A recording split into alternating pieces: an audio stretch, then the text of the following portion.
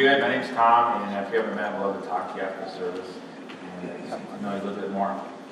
So we started this last week, and we're talking about this idea that Jesus has come to set us free. It's a big deal. It's a big concept, and it's one that is important for us to kind of get our minds around and understand. Just because it can be really hard and confusing to live life. I'm sure we experience this all the time. It's like life can be hard, maybe even more so in today's day and age. It can be really confusing. Because there's so many choices, there's so many different things that we have to filter through and figure out that it can be extremely hard. There's actually a situation that's going on across the globe, and that's this. More people have freedom and have choices available to them. Before, people would just make decisions for them and choices for them, but now more and more people are growing and getting more and more decisions and having these opportunities to have these freedoms, but it's creating a problem. I've been reading this book. And it's a really fascinating book. It's called Essentialism. And it's a book written by Greg McKeown. And he says this. He says, for the first time, substantial and rapidly growing numbers of people have choices. And for the first time, they will have to manage themselves. And then here's the concern. And so society is totally unprepared for it. In other words, people are struggling to make choices because they've had so much freedom, unlike any time. Because there's more money available to people, more technology, more extra income to use in all these different ways, more ways to use our time, more entertainment, more information, any other time in the history of this world, and yet people are struggling because they don't know how to make the right choices. There's actually a term for it. It's called, the psychologists have called it decision fatigue. The more choices we're forced to make, the more quality of our decisions begin to deteriorate. So this is a deal, and maybe you've experienced this too. If you have a smartphone, you totally get this. Is that we have so much more time and the ability to decide and choose and do all these things, but we're struggling making decisions. And so what the point is that you can be free, and that you can have all kinds of choices and availability for you, but if you don't have the skill set and the ability to make the right choices and to live within that freedom well, then you're going to find yourself back in prison, back in, like we talked about last week, solitary confinement. You're going to find yourself back in confusion, back struggling to live free. Isn't that fascinating? Who would ever have thought that? Well, you're free to do whatever, but it's hard to make some of those decisions. So if you're here this morning, maybe for the first time, you're in a church that believes that the best way to live life is following Jesus. Like, that's the best way to live life. We've determined that, and that's our mission, our purpose is to follow Jesus and help other people see this path that he's laid out for us. So that's what we're trying to do, is follow Jesus. And there's actually a term for this that you see in the New Testament, and that's this. We believe that Jesus is the best way to follow life because Jesus has set us free. And not only has he set us free, but he's set us free to live free. There's a verse I want you to memorize throughout this series.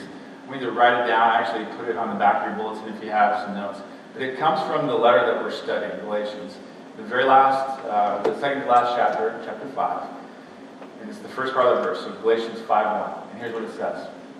And Jesus set us, it's given, I need to memorize it too. It is for freedom that Christ has set us free. It is for freedom that Christ has set us free. In fact, we need to say that together, because I want you to memorize that, because this is what everything's about. So, do you have it up on the screen? Yes. So here, let's say it together on the count of 3. Ready? 1, 2, 3. It is for freedom that Christ has set us free. That's what this is about. Now, this message of freedom, it blows up in the first century as people begin to share this message. It spreads like wildfire. And so as Paul teaches this, and as other disciples and other followers of Jesus teach this, it spreads like crazy because people want this. They want to be able to be set free. And the term that we talked about last week that describes this is the word gospel or good news. It means the same thing. It's good news. And people want this. They want to know how to be set free. And that's who Jesus is. And that's what he wants to do. And so I'm going to plant a little seed in your mind this morning, because this is really important. If you've never put your faith in Jesus, this is the key to freedom. Because there's a lot of times that we come in here to church, or maybe you go through life and you're struggling with just repeated bad choice after bad choice after bad, and you're in this rut. You feel like, how am I ever going to get out of this? Like, this is beginning to define who I am. Or maybe you're from one toxic relationship to the next, or habitual, not only bad choices, but habits and addictions and things that you just find yourself locked into, and it begins to describe you and weigh you down, and you feel like you're in some kind of solitary confinement because it separates you from people, frustrates you at work. Maybe you're struggling with debt, or you're in a marriage that feels like a prison, or in a relationship that feels like a prison, and you want to figure out how to break free, and you're looking for easy way outs. How am I going to get out of this? Or maybe you just feel like shame is this shadow that follows you around wherever you go. If that is you, I'm glad you're here, because you need to hear this message, and that is Jesus has set you free. It's for freedom that he has set you free. And if you want to begin to change this and to walk out of it, it starts by putting your faith in Jesus. So after the service, I would love to talk to you. In fact, I want that seed to kind of hang around your heart as we go through the rest of this teaching session, because I think it's going to stir in you and say, okay, man, maybe Jesus is exactly what I need and what I'm looking for. So just kind of file that away, hold on to it, because that's really the starting point to find freedom. And the reason we're doing this entire series is that a lot of you here, let's be honest, have put your faith in Jesus, and you've started down that path. But what happens to many of us who are Christians is that we're always looking to add something onto Jesus. I don't know why this is. It's just a human condition that we're always wanting to add another rule, another tradition, something else onto Jesus. And so what I'm calling it is Jesus plus syndrome, okay? Jesus plus syndrome. We all suffer from it to a certain degree. And that is adding something on to Jesus. So you have Jesus and your religion, Jesus and your denomination, Jesus and your church, Jesus and your rules, Jesus and praying the right prayer, Jesus and reading the Bible, Jesus and just being a good person. But we're adding something on extra to Jesus because at some level we've determined that Jesus is enough. And here's what happens is that when we add on to Jesus, then it's not freedom anymore, because we've tied ourselves to a rule. We've tied ourselves to a religion to get us right, to make us right before God. As we stand before him, we have this list of things that we've done.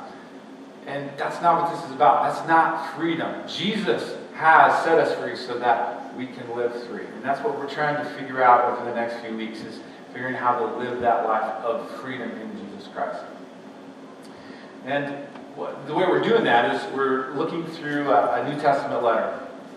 And it's the letter of the Apostle Paul called Galatians. So if you have your Bibles, go ahead and turn there.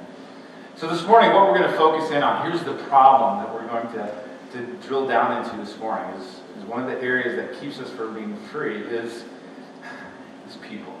Okay? People. And somebody like, yeah, I get that. Yeah, totally. If people just leave me alone, I would be free. Sometimes we feel that way, especially when we're younger. But we're going to talk about people, and how people are kind of this Jesus plus one. And here's how people can hold us back, keep us from being free, and that is how people define us. How people define us. Let me give you a few examples of how people define you. One of the ways is that we're most common with is anytime you walk into a brand new room of people, a group of you, maybe it's a party, someplace you've never been, as soon as you walk in, people begin to look at you and they judge you, they categorize you, they put you in some kind of level, some kind of box, some kind of category about your size, your shape, what you look like, your race, religion, how much money you make, what you drive, what you wear, how your kids behave, your job. They put you in all these different categories. Everyone does that. We're judging people. We're putting them in all these different ways. And so you begin to feel this weight of, how do I measure up? And we begin to move our life and shape our life according to how people view us and shape us. That's where we get this concept of peer pressure. We learned that when we were in high school, about peer pressure and how that influences us. And that's exactly where this begins, is people. People begin to influence us. So we begin to move and shape our life around what other people think. Here's the problem, and here's where it gets really dangerous, is that when you get into a church or some kind of religion or denomination, they can do the same thing to you as well. For example, maybe you grew up and you went to a church when you were young, and when you were in that church, you quickly realized that you didn't measure up because you weren't good enough. You couldn't memorize that verse as much as you tried. You couldn't get the Lord's Prayer down. Or you walked in and people's heads turned because your family was in church, and like they never came to church because they were from the wrong side of the tracks, or they had the wrong skin color, they were from the wrong country, they talked the wrong language, they didn't make enough money, you didn't dress the part. We do that in church. Church has been notorious for looking at people and saying, okay, you don't fit in here. And then it becomes quickly apparent if you don't quite measure up because you don't know the Bible very well. And they say, well, turn to Genesis. Where is that? You're looking all over the Bible and you have no idea where that is. And before long, you feel like they're kind of disappointed in you. That you just don't quite measure up to their standards within the church. And here's what happens, is that one of two things happens. The first thing is you quickly think that God feels the same exact way. Like if this is God's people and God's house and God's church, then if you don't quite measure up to the people in the church, then that's probably what God thinks about you. And if that's you and you've left the church and you've never come back until today, I'm glad you're here because you need to know that's not what God thinks about you. You can quickly see how we in the church can identify you. The other side of that is that maybe you feel that identity put onto you that you should shape up, that you need to wear the right clothes, and you need to make sure you talk the church talk or act a certain way. And so then you start doing that because you're convinced that if you get your act together and you wear the right clothes and you look the part, then God will be pleased with you. And what has automatically happened is you're starting to live a life of Jesus plus syndrome, Jesus plus what other people think. And all of a sudden, you're not looking to please God. Who are you trying to please? People. And that's the problem. Pleasing people. Now, this can also happen in families, okay? As Tim mentioned here earlier, right? Mom is a good influence, and dad, and aunts and uncles, and grandmas and grandpas. They can tell us how we're supposed to live, and you're supposed to. You're supposed to honor your father and mother.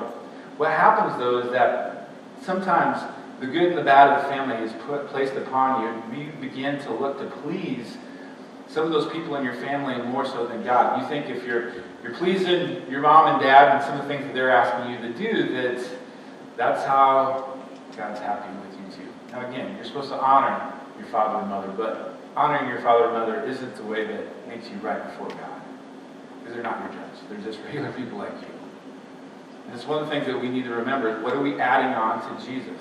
Jesus plus. Now, let me give you a quick test here. Here's a way to determine if this is something that you kind of struggle with. People's identity upon you, what they say you are, who you think that they think you are. Here's a quick list if you struggle with any of those. Number one, you're a people pleaser, and you usually resent it later. So you're always looking to keep people happy. You want to keep the room happy. But afterwards, you're like, I hate this. I hate being this kind of person. Here's another one. You read into what other people say. You're one of those people, they say something, a colleague or a parent or someone in the church, they say something else, and I'm like, did I do something wrong? And it may have even been a compliment. You ever do that where you totally get complimented? Like, all right, what I do, what do they want? You can't just take a compliment for a compliment. But all of a sudden you're concerned about what other people are thinking about you, and you're trying to conform your life to theirs.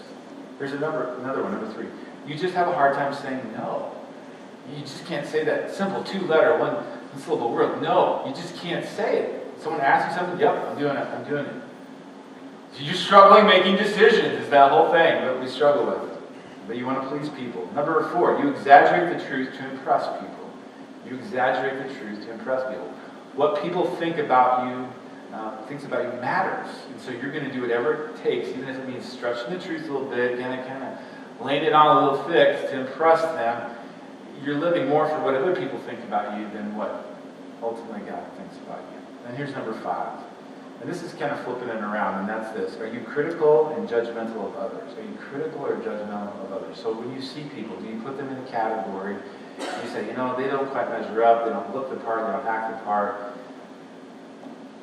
Is that you? Is that someone that kind of puts people in different categories? And here's why this is really important. If you said yes to any of those, which I think a lot of us struggle with this, let's be honest, a lot of us struggle with this, about what people think about us. It's really hard to live free if we're defining ourselves by what other people think about us. So essentially, you're not free. You're more concerned about shaping your life to keep other people happy or to conform to other people, and so you're not free. And here's what I want to tell you this morning, is that Jesus came to set you free and to live free. And so what we want to do this morning is we want to discover how Jesus defines us. Because that's what matters. At the end of the day, that's what matters. Not how other people look at you and what you're supposed to do to keep people happy, but how does Jesus define you? All right, so we're going to jump into our guide to help us get through this, and it's going to be the Apostle Paul. So I had you open to Galatians chapter 2. We're studying what he writes because he deals with this whole exact issue in these series of churches that he started in the region of Galatia. It's kind of like a state. He went around and started all these churches, and he went through each of them, and he told them this good news about how Jesus set them free to live free. And then he leaves, and then some people come into the church, and they start doing this Jesus plus syndrome. And word gets back to Jesus or to Paul, and he goes nuts. He writes this letter to all the churches. And so we're studying this letter so we can learn how to live free. If you need an extra Bible study resource throughout this series, I want to point you to one. And that is on our video Bible study platform, Right Now Media, that we give to you guys free. There is a series I put in our favorites called Unchained. It's by Kyle Eidelman. It's a Bible study through each of the chapters. It's about a 15-minute video. You can watch that every day. It is really good. And so check out Right Now Media. Look at our favorites. It's called Unchained. Check that out. If you don't have Right Now Media, I'd love to give it to you. Just give me your email address. It's a free service we give for you guys so that you can have good Bible study throughout the week. So make sure and check that out. So once Paul starts these churches and leaves, there's a group of people that begins to kind of, how should I say this, flex their muscle in the church, and they're Jewish people. Now, you need to understand what's going on here. Most of these churches, when they started, they were predominantly Jewish. But as this good news began to spread, these Gentile folks begin to come in. Now, Gentile is anyone that's non-Jewish. So you can already tell that there's two different people groups coming together, two different ethnicities. You have people who are Jewish, and now people that are Gentiles. And they're starting to come into the church. And what is happening is these Jewish people, they love Jesus, but they're adding on to Jesus. You know what they're adding on to Jesus? Their old covenant ways. And another example, the law, the Old Testament law, what God gave Moses, plus the 600 other laws, okay? And here's the other big one that was made it really uncomfortable for church growth. Circumcision. Yes, circumcision. In fact, there's an entire group called the circumcision group. Man, people aren't signing up for that. I'm just telling you. We're not going to be launching a circumcision group anytime soon. I'm just telling you. But that was one of the things that was happening in the church. And so you had these good Jewish Christians, and you had these Gentile Christians, and I can only put yourself in the sandals of some of these people. So you have a Gentile dad going to this Bible study at one of the churches in Galatia, okay? He's there, and he comes home, and his wife's like, how'd it go? How was Bible study tonight? He's just kind of down. He's like, well, they said that Jesus is great, but we also need to follow the law. And they said, we need to honor the Sabbath, and we can't eat bacon anymore. Like, oh, no. Everyone loves bacon. What are we going to do? And he says, it gets even worse. Me and the boys, we're going to be circumcised. Can you imagine this discussion taking place after Bible study? But even more than that, just the disappointment. The disappointment, because they probably would say, but didn't Paul say it was Jesus alone, that Jesus alone is what set us free? And now they're adding on? That's why when Paul gets word of this, he's livid. And if you've read chapter 1, you understand the intensity of what Paul's saying. It's because, no, that's not how it works. Now here's what happens and what we're going to talk about today in chapter 2. Paul tells a story about one of the other apostles. You guys remember Peter, the fisherman, the one that denied Jesus? That guy, okay? He's the one, if you've read through the book of Acts, the story of how the church began, he is the one that has some amazing moments about how God thinks about Gentiles, how he defines them, and how he gets rid of all the law. And he says, these things that you used to think are unclean, they are clean. And there's this radical transformation in Peter. But I just want you to understand and sense and feel how hard it is when you grow up with traditions, when you grow up in ways that people say this is how you're supposed to live, how it's hard to change that, even if you say yes to Jesus. Because what Peter is now going to struggle with is how we're going to bring these Gentiles who we used to call unclean into the church because God says he loves them all. How is that going to work? So Paul tells this story about Peter. So they're in the church in Antioch, okay? And Paul's there, and Peter comes to visit. And they're just having a great time. They're eating together. You have all the Jewish Christians and all the Gentiles. They're all they're just following Jesus. They're loving Jesus. They're living free. And here is Peter. He's sitting there eating at the same table. He is having the bacon. He is having all the stuff that you're not supposed to eat. And he's intermingling. And everything is amazing. And they're just having a good time in Antioch. That's the place where they were first called Christians, was Antioch. It was an amazing time. And then the circumcision group shows up. Dun, dun, dun. They come in from Jerusalem. They walk in, and all of a sudden, Paul notices that Peter's acting kind of weird. He's acting different. He's kind of hanging away. He's moving away from these Gentile Christians. And he's starting to spend more time with the circumcision group. And this begins to make Paul's blood boil just a little bit. Listen to how he confronts Peter in public about what is going on. I'm going to take you to Galatians chapter 2. Look at verse 14. He uses Peter's other name, Cephas. He says, when I saw that they were not acting in line with the truth of the gospel, that Jesus came to set us all free, I said to Cephas, or I said to Peter, in front of them all, this has got to be a hysterical scene. If I was there, this would be great. Instead of them all, he says, you're a Jew, yet you live like a Gentile and not like a Jew. In other words, you've experienced the freedom. You're not worrying about circumcision. You're not worrying about all these other laws. You've kind of pushed that aside. And then he says this, how is it then that you force Gentiles to follow Jewish customs? You say, why are you defining people and saying these Gentile Christians who are free, that now all of a sudden they have to act a certain way? He says, you're doing this Jesus plus syndrome. You're forcing them to do something that not even you do. So can you tell that sometimes even we in the church are really quick to define other people and to put weights and rules and regulations on people that God never put on them? And that we even look at people in ways that God does not define them. I think this is a really helpful piece in the Bible to help us understand how even we who are Christians struggle with this, how we are quick to paint pictures and describe people in different ways and do things that aren't fair and that we never should do. And here's the Apostle Peter being called out by Paul because he is doing the exact same thing.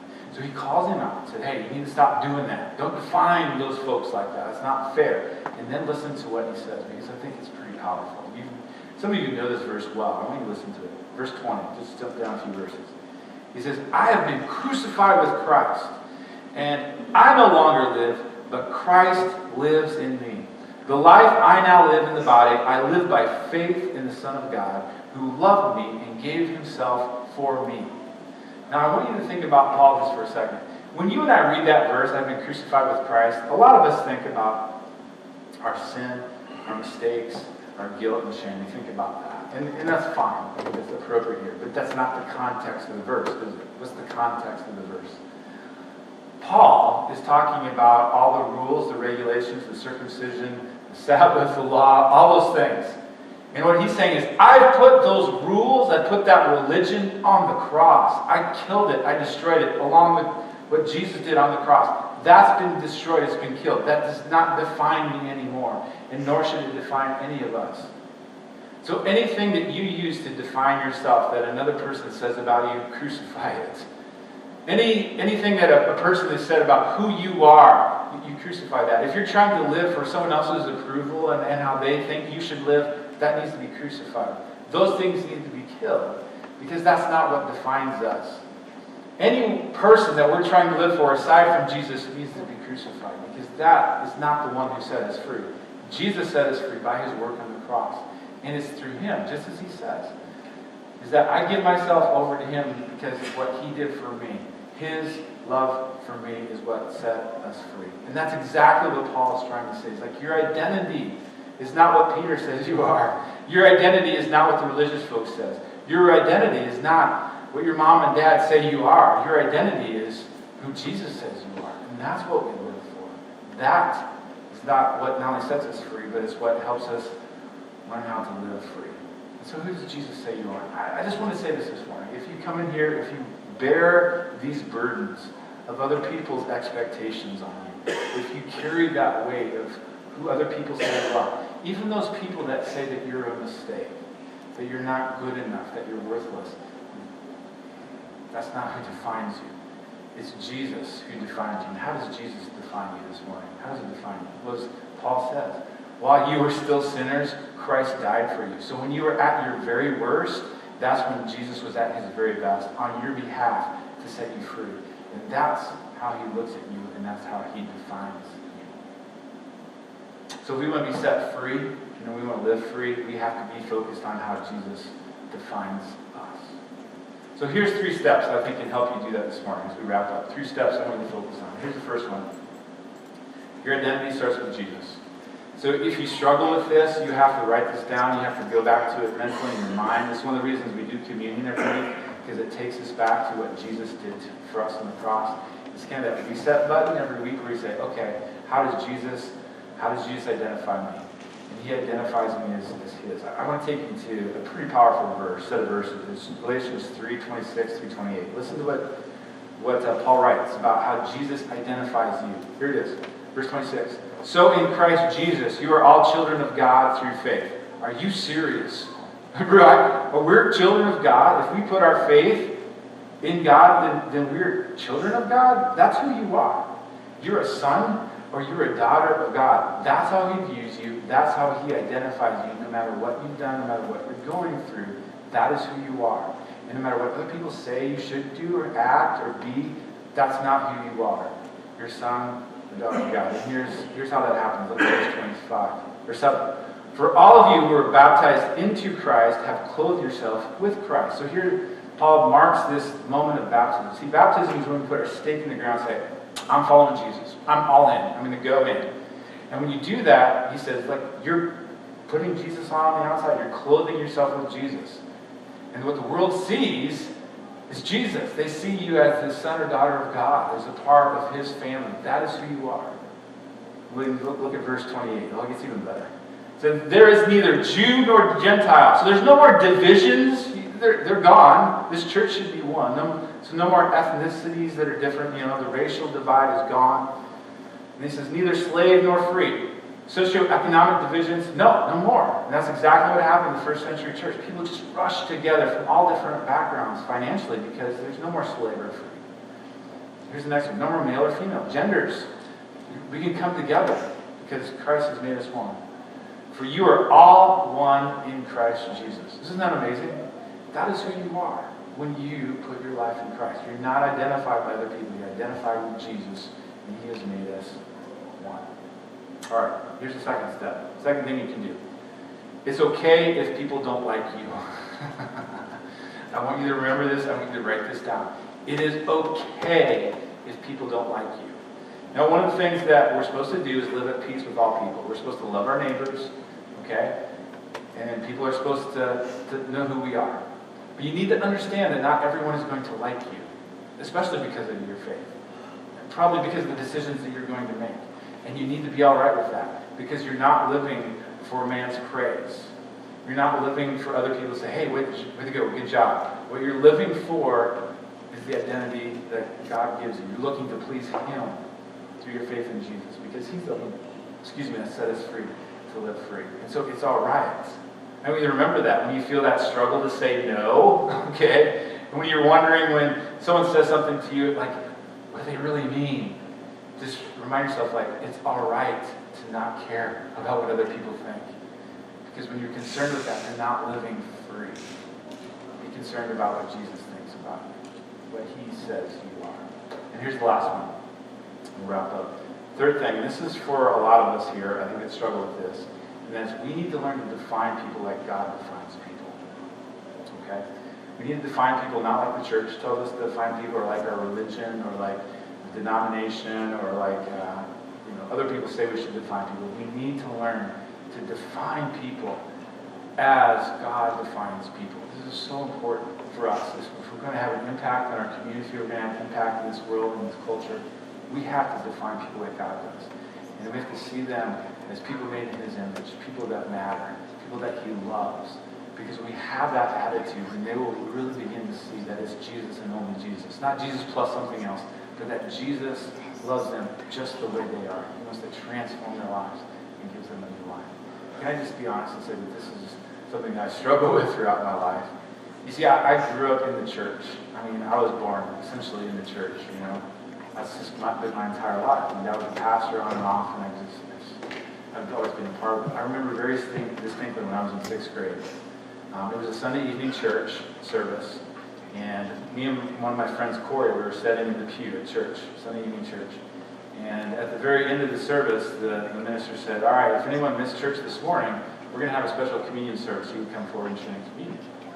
And so we're sitting back there, and there was this 5th grader by the name of Paul who was sitting in the back. And he was kind of a goofball. He didn't really pay attention. And I remember very distinctly him not really hearing, and he makes his way up front along with some other people to take communion. And inside, I just get upset. Because I'm like, this guy's a goofball. He doesn't know what he's doing. Like, he's never made a decision to follow Jesus. He's never been baptized. Like, why is he taking communion? I remember sitting in the pew. And just, I was so upset because this dude was just goofing around. He didn't know what he was doing. I remember measuring my friend. Look what he's doing. So sure enough, he sat there and he's going to look around and take communion. And I was just upset about the whole thing. I'll never forget this. And you know what? I've never told anyone this. I know why. My parents didn't know this. Right? So you're lucky. So after the service, me and my friend Corey were like, we get this dude, we corner him down in the fort. We got him up against the wall. Like, what are you doing? You're not supposed to be taking communion. Like, you've never done any of this stuff right. You've never been baptized. Like, you've never done any of this stuff. Why are you taking communion? He was just kind of, look at him like that. And I don't think he ever took communion again. So in a way, right, we won. We did the right thing. But that was so wrong, wasn't it? Now, I still know who this guy is. We're friends on Facebook. And after coming through this, I'm like, I probably need to hit this guy up and say, I'm so sorry. Because I don't know where he is with Jesus now. I don't. But I need to get things right with him because I totally did something I never should have done. I defined him because he was a goofball, didn't really come to church, and maybe never made this big decision to follow Jesus, but I defined him. And maybe I've kept him away from following Jesus, and that's on me. And that's wrong. And that's wrong. And what I quickly realized is that I was living a life of Jesus plus. See, that's what happens when we define other people, is that we quickly realize that we're living a life of Jesus plus, our rules.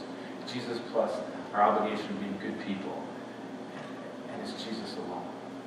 Jesus alone sets you free. And it's Jesus alone who defines you. As the worship team comes up here, I just want to give you a couple opportunities to follow up with us. If you're ready maybe to make a decision or some next steps you need to take, I'll be up here. I'd love to talk to you. But we do these little things called first step cards, or the white cards in front of you. It's just an easy way for you to take that first step. Because any of these changes that we're talking about are hard that first time. We just want to make it easy and give you an opportunity to maybe set up a time to meet for coffee or just kind of talk and figure out, okay, what's next for you? How can I begin to follow Jesus? How can I allow him to lead me to the final line? So just take that white card, fill out any info you're comfortable with. There's a few boxes there to mark. And then on your way out, drop it in a black box at the welcome table, and we'll just make sure and follow up with you this week. And help you on this journey of following Jesus, the one who set us free and defines us.